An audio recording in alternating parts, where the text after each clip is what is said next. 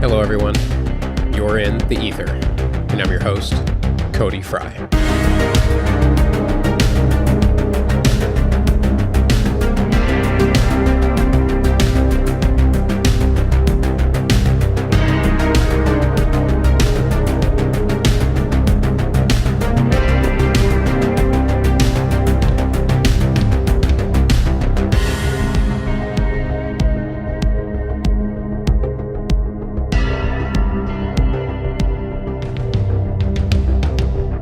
Welcome back for Season 1, Episode 7. Thanks so much once again, everybody, for taking the time to join me this week. As always, great to have you. And I've got another excellent show on tap here today. It is the final week of October. Of course, that means Halloween is just around the corner. That wonderfully weird little time of the year where a lot of the stuff on the fringe we find so interesting becomes a little more mainstream, right? If only for a short time. Depending who you are, that may frustrate or amuse you. I think it's great we can all have fun with these topics. There's nothing wrong with celebrating them. Though I do have some mixed feelings, I suppose, about the business holidays in America have become in general, especially the way the media handles them. But, there's plenty of other folks with other podcasts out there willing to tackle that subject. So I'm going to let those guys hash all that stuff out. Moving on. Most things we discuss here on the Ether is already perfect Halloween fodder anyway. But in preparation for this episode, I wanted to go a little deeper than, say, the obligatory scary ghost story. And I've always been drawn to places that are home to, several different kinds of unusual occurrences, the kinds of places that force you to view these things from a new perspective. Now, last week, if you recall, I was talking to my guest Ryan Sprague about UFOs, the paranormal, other phenomena possibly being connected. And I cited the infamous Skinwalker Ranch to really kind of underline that theory. And it got me thinking, surely there must be other areas that play host to all these, unusual kinds of activities, these paranormal playgrounds, if you will. Because as legitimate and compelling as Skinwalker really is, it is a bit in vogue right now, and I'd rather circle back to it at some point later down the road, because thanks largely to Corbell's new film Hunt for the Skinwalker, especially George Knapp, there's a lot more to consider about this case now, not to mention an entirely new investigative team in place under new ownership. And that investigation is ongoing. So I'm content to just kind of sit back and observe that for a while, because I'm pretty sure that story is far from over. It's just beginning to write a new chapter. Now, Pennsylvania has been on my radar for some time. I can't really assert that it's more unusual than most other states, because even if that were true, how do you quantify or prove that, right? But what I can say is there is certainly no shortage of and a lot to be said about the strange happenings there. Not only is it one of the nation's hotspots for cryptid sightings and reports, there's Gettysburg, the Fulton Theater, Kecksburg, and the Laurel Highlands, just a lot of interesting places rich in history there. Basically, you name it, it's probably been reported in PA, from Bigfoot and Albatwitch to Thunderbirds, giant wolves and dogmen, giant serpent-like creatures in and above Lake Erie, shadow entities, and famous UFO sightings to some of the most well-known haunted locations in the country. And typically, one would naturally assume all these things occur in their own time and space, that these events are isolated, completely unrelated to each other, and that very well could be, but I suspect that may not always be the case. Some places seem to be lightning rods for all kinds of bizarre activity, and we really can't ignore these places, but more we should be rethinking them, Perhaps these places, they don't attract strangeness, rather they allow it. Maybe there's something about these areas that plays some active role that facilitates or drives the phenomena. One such place in question is Pennsylvania's southwest corner, a 578 square mile region known as Greene County, population 40,000. As I came to learn, time has cast a shadow over this place, rich with a dark but little known history. And it's hard not to wonder how the past is tied to or perhaps somehow responsible for the present, and places like Greene County make it impossible not to at least consider it. On today's show, I'll be discussing a book I recently picked up, still fairly new. It was released May 2018.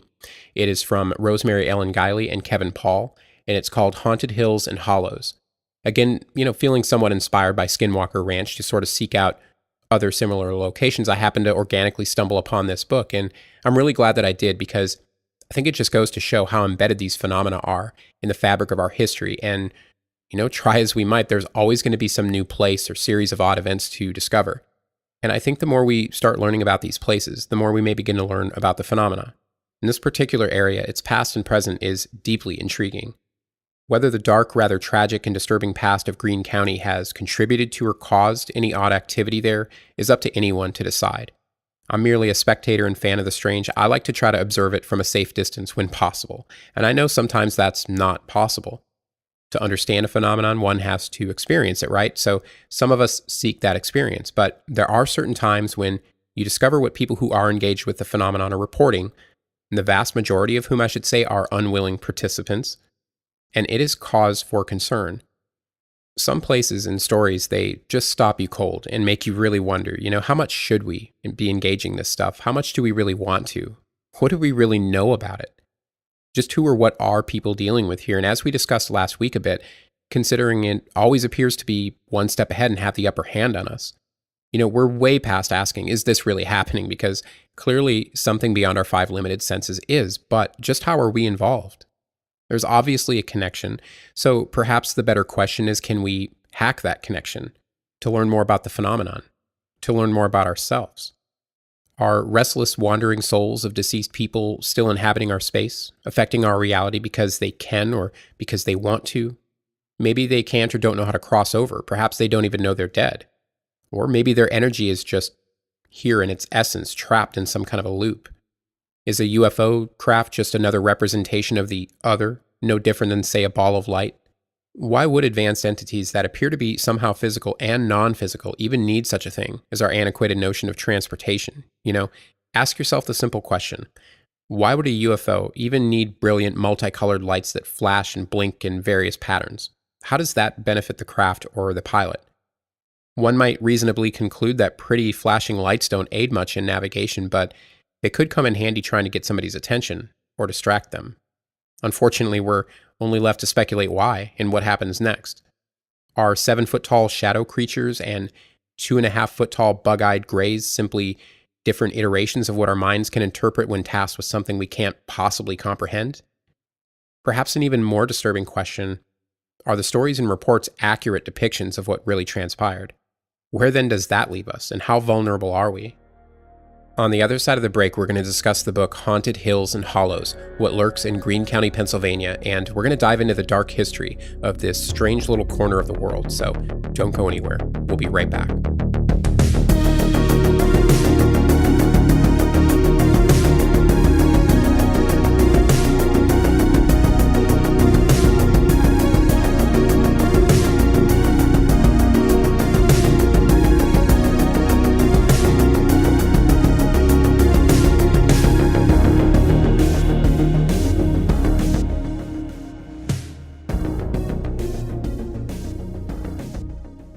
Hey guys, just a quick show update here for you before we get to the book. I'm actually going to be moving very soon cross country from Texas to the West Coast, specifically Oregon, over the course of the next several weeks.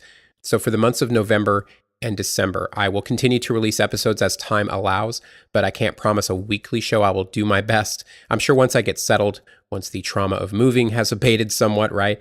I fully expect this thing to be right back on track on its usual schedule. And in the meantime, guys, just keep those iTunes ratings and reviews coming.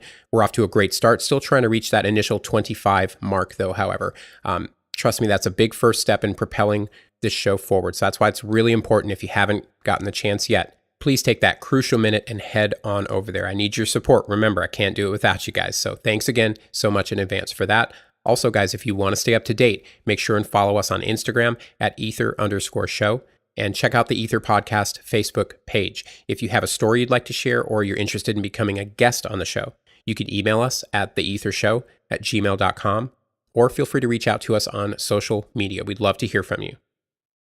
Greene County, Pennsylvania is named after Revolutionary War Major General Nathaniel Greene, and much of its dark past is the result of the Iroquois Confederacy being several tribes of Native Americans, including the Mohawk, Cayuga, Seneca, and Tuscarora Indians, clashing with the early European settlers there, most of whom were of German, Scotch-Irish, and English descent, resulting in significant bloodshed. Now, it's generally accepted that relations between the earliest known settlers and natives were actually peaceful, that they got along quite well, enjoying several recreational activities and daily life together, but unfortunately, as the European invasion grew in numbers, so too did tension as the competition for land ensued. The encounters were violent, bloody, and many. A historian is quoted in the book saying there were an estimated 100 massacres in total within the confines of modern-day Greene County. Now, the turning point, the event said to commence all these years of bloodshed, is believed to have occurred in 1774 in the area now known as Greene Township, when a band of 32 settlers butcher and scalp the family of a man named Logan, one of the Iroquois council chiefs, who was up to that time considered a friend of the whites. They even kill his pregnant wife and unborn child, so Logan vows and mounts a revenge. He assembles and gathers a band of warriors who descend upon the Spicer family home, a small cabin in the hills, where they kill the father William, the mother Lydia, and 5 of their 7 children with the father's axe. Their bodies are scalped and badly mutilated, and the 2 surviving children, Elizabeth and William, they're actually captured, separated, and held captive. They eventually learn to live among the natives. They both learn the language, they learn about harvesting herbs, plants, and roots for medicine, etc. A subsequent treaty requires their eventual release, and Elizabeth returns to Greene County. She marries and has a successful life in pharmaceuticals.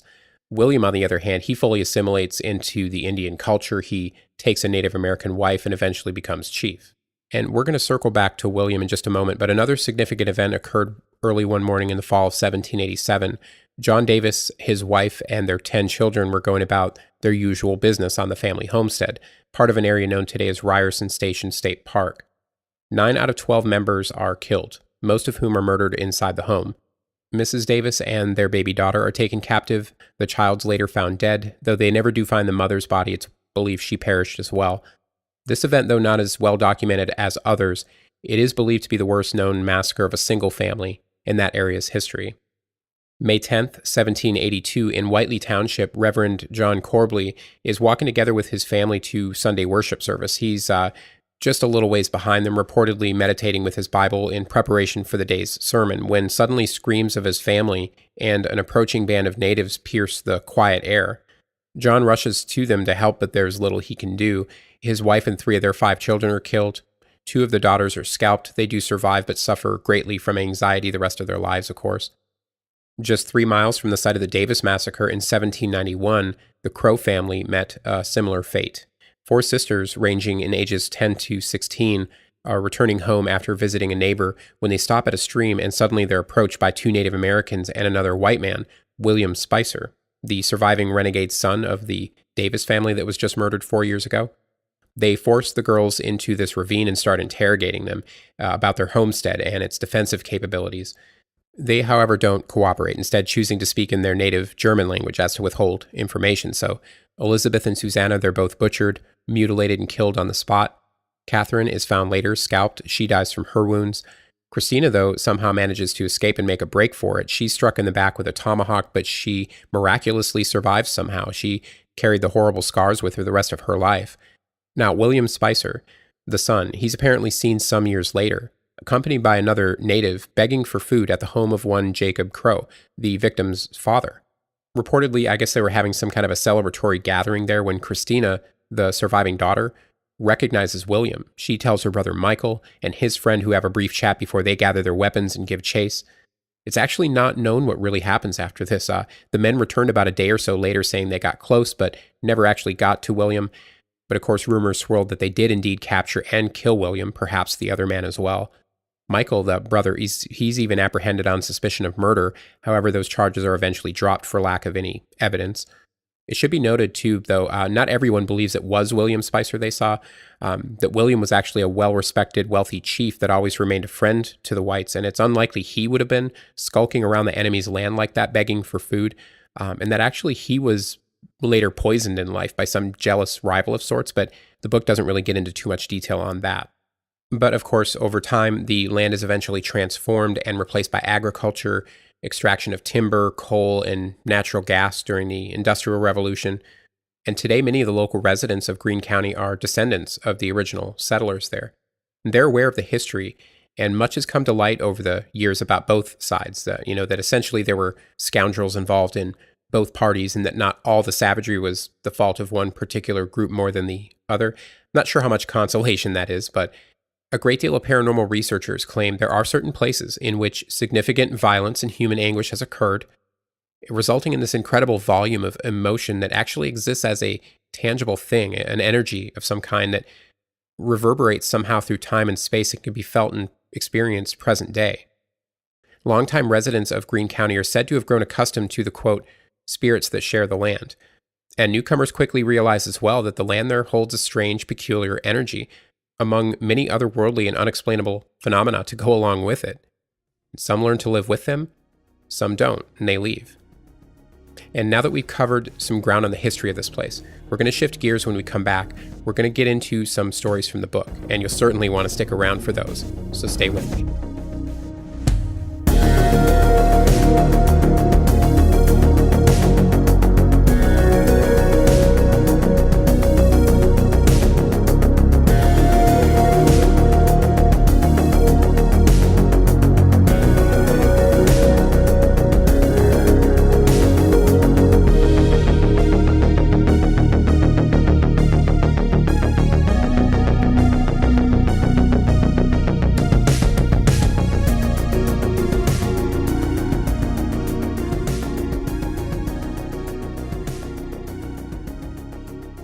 Let's begin with Sherry, who grew up in the 1960s and 70s as an only child, so for the most part it was just her and her parents.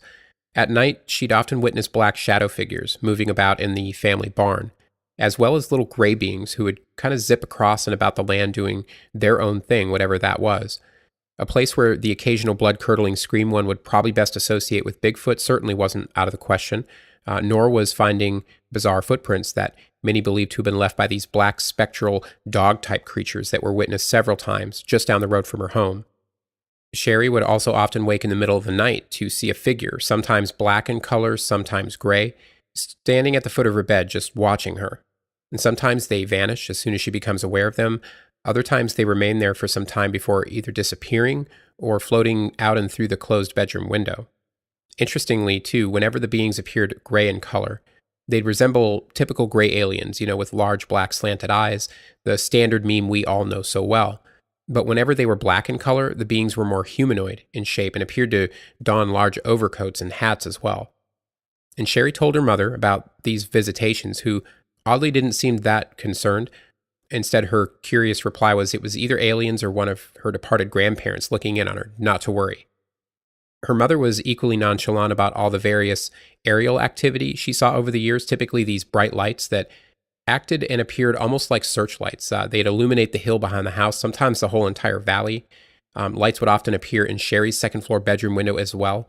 Occasionally, she'd even catch a glimpse of a triangular-shaped craft with lights underneath, or a disc-shaped craft with rotating multicolored lights on the outer edge.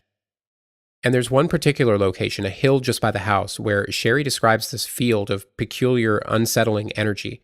This hill is dotted with all these small igloos built out of stones.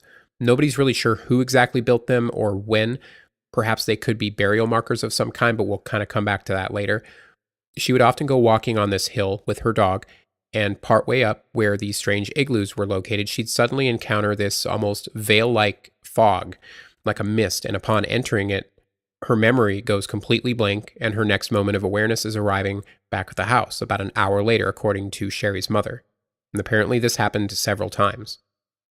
14 years old, Sherry wakes up one night to find herself dangling by one of her arms, being held by this claw that apparently belongs to a giant 7 to 8 foot tall creature best resembling a crayfish or a lobster with huge antennae. And this thing is right where her bedroom window is, only the glass is missing, and in its place is a strangely lit doorway, as best she can describe. Sherry, having become somehow aware during this, I don't know what appears to be a botched abduction, begins struggling because she realizes this huge crustacean thing is trying to take her through this doorway.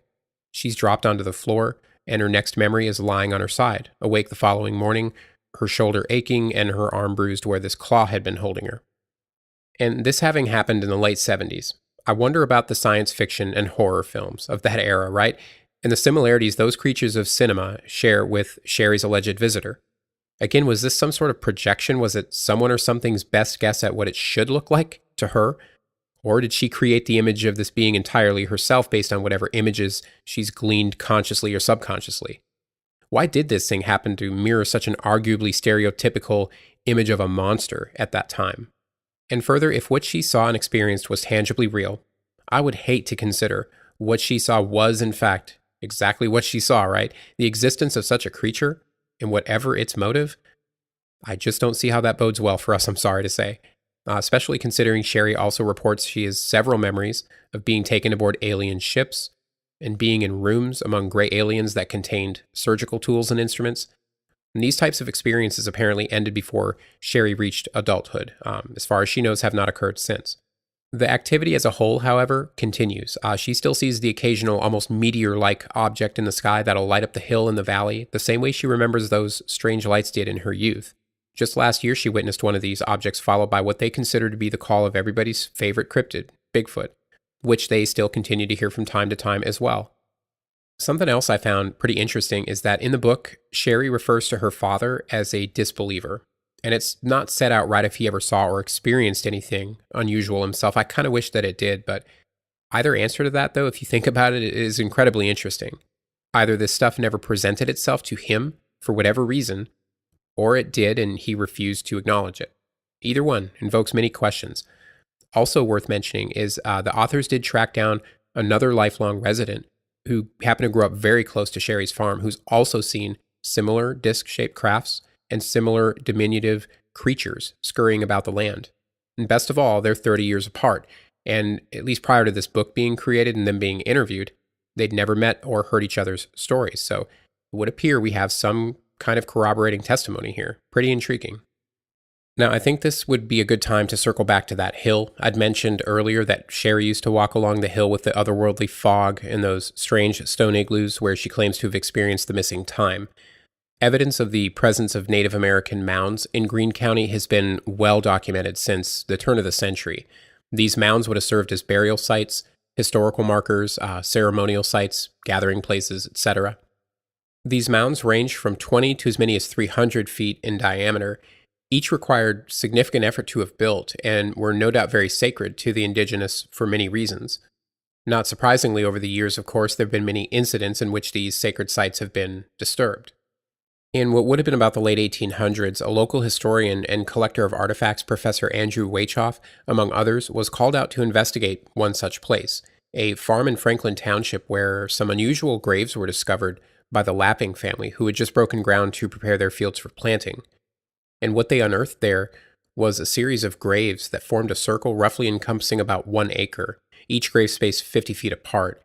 And inside these small 2 by 1.5 foot by 9 inch shallow graves were the alleged remains of these diminutive yet mature people, about 2.5 feet tall, the tallest of them reportedly only being 3 to 4 feet, each found folded inward unto themselves, knees toward their chins.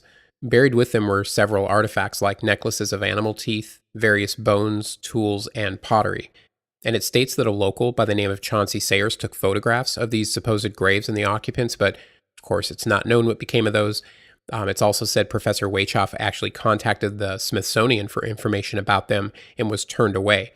I'm not sure how or if they're involved in any of this, but either way, it doesn't appear they're talking, so who were these people they found? The earliest known natives to and mound builders of this area, and much of Appalachia in general, are believed to be the Asgen, also known as the Moon-Eyed people. A mysterious, small-statured nocturnal group of pale-skinned, blue-eyed, blonde-haired people who lived underground in caves or small round earthenwood structures. They were said to be a rather advanced group of sky-watching people who would observe and measure celestial objects in the night sky to track time, among other things. There's apparently some conflicting reports about them, however. Some accounts state that they were peaceful, while other sources claim they were quite the dreaded force to reckon with, who would aggressively defend their territory because they avoided daylight, instead using the cover of darkness to hunt and attack, hence the moniker Moon-Eyed people. They'd strike with little or no warning and often consume the blood of their victims and were feared by many. Some of the tales that emerged even went as far as to claim they were from Atlantis. Now, granted, much of that may have been simply invoked by fear, assuming the Asgen came by their feisty reputation honestly, right? But either way, these are some rather incredible claims, aren't they? An advanced race of little blonde-haired, blue-eyed nocturnal people who obviously didn't resemble any of the other natives. I mean, if the descriptions are true, they didn't resemble anyone else.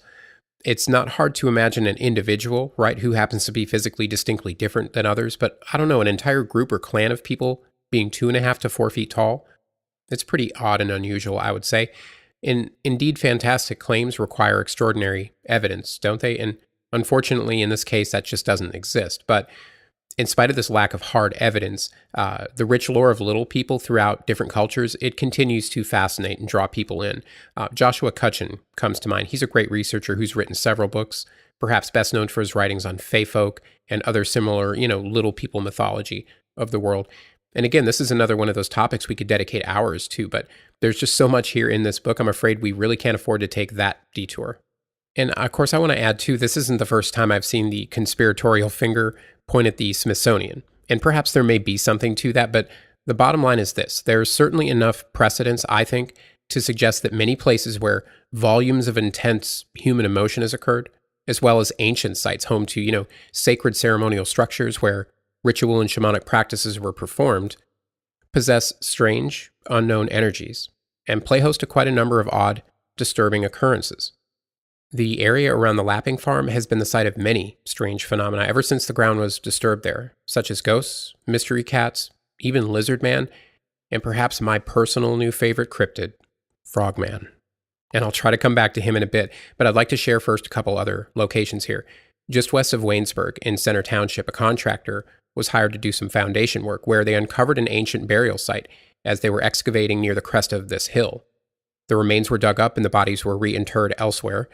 The house was finished and nothing happened for some time until about the following year, when the family began to notice how their dog would often go sit outside late in the afternoons and just stare at the same spot every day. And it wasn't long before the family began to hear the distinct sound of a young girl's laughter coming from this spot, on some occasions even hearing spoken words. There's also reports of personal belongings going missing, showing up sometime later in odd places like jewelry, somehow ending up on the fireplace mantle. As far as anyone knows, the activity at that house has been limited to pretty much the voices and the fairly harmless prankster-type activity. And another more popular structure in this area is the Freeport Mound site in western Greene County. Now, it's believed many of the mounds found in this general region were built by the Monongahela tribe, who inhabited the area sometime shortly after the Ashen. However, it's widely accepted that the 11-acre Freeport Mound, though, first discovered in the 1950s, is one of the few earlier ones built by the Moonite people themselves. And that said, it's thought that this mound may have been a shamanic power site. And I'll explain why here.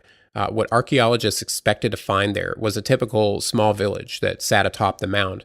They did not. What they found instead were these unusual crescent-shaped clusters and patterns of structures never before seen in southwest Pennsylvania.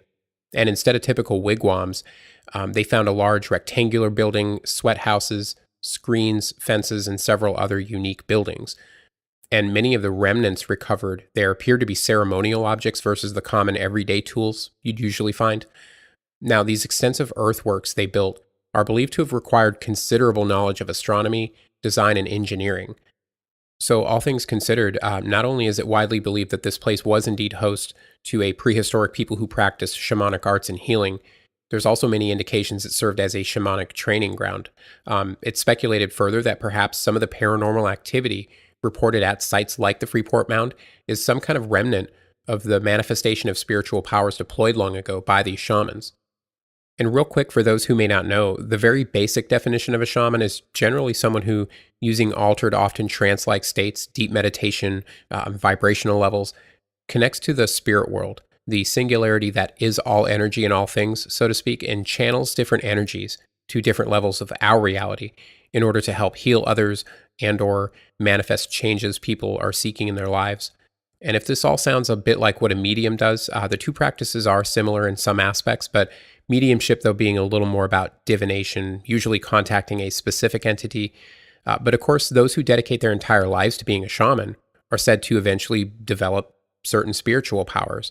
One of these alleged powers is the ability for a shaman, his or her soul rather, to inhabit the body of another, often a particular animal, also known as a soul transfer. Remember the little people unearthed on the Lapping Farm? The items they were buried with, the necklaces of animal teeth, the various animal bones? Those particular items happen to be well-known tools that shamans would use in order to complete a soul transfer process. Would this explain the humanoid reptilian creature two men reported back in the 1890s? The report states that this being apparently came out of nowhere, picked up one of the men, tucked him under its arm, and shuffled off into the woods. And the other man, stunned, goes and gets more help to aid the search. And they track it and eventually spot this creature through the brush about to crawl into a hole in the ground, taking the helpless man with it. when it suddenly realizes it's been spotted and decides to drop the man before disappearing into the hole. How about all the mysterious large cat sightings that emerged in the 1960s and 70s and continue present day, best resembling black panthers and mountain lions, both of which experts insist, of course, do not inhabit Pennsylvania? What about Heather, who in 1973 was startled as she was taking a path home that led to a pond when she witnessed what she initially perceived to be a giant bullfrog sitting on a fallen log? Only she realized just as quickly this was actually some kind of sickly gray, smooth-skinned humanoid reptilian figure, about 4 to 5 feet in height with large, shiny silver eyes, and generally frog-like features about its head and face. Only about 10 feet away, this thing just stares at her with its huge, silvery eyes for a moment. It then bares its teeth and begins hissing at her. After a moment frozen in fear, Heather manages to run back to her father, terrified, but thankfully she never sees it again. So, are these curious creatures really shape-shifting shamans of the long-lost Aztec people, taking the various forms of their spirit animals, or, again, was there actually a giant lobster in Sherry's bedroom that night attempting to take her through a makeshift portal to God only knows where? And honestly, I've only uncovered the tip of the iceberg that is this book. There's more than enough material here for another episode, and perhaps I may just have to revisit this one because it is completely chock full of more accounts and stories about black-eyed people, hauntings and vengeful spirits, winged humanoids, many more UFO sightings of all shapes and sizes, even some witnessed by law enforcement and the military. I haven't even sadly gotten to the mysterious black blobs that dart through the woods at incredible speeds and morph into mole creatures that apparently attack random campers. Right? You can't make some of this stuff up. That last one alone is pure gold. So I really look forward to revisiting this with you guys at some point in the very near future. So stay tuned for that. Again, the book is Haunted Hills and Hollows, What Lurks in Greene County, Pennsylvania by Rosemary Ellen Guiley and Kevin Paul. It's utterly fascinating. I highly recommend it. And on the other side of the final break, I'll be back to round this thing out and give some closing thoughts. Don't go anywhere, guys.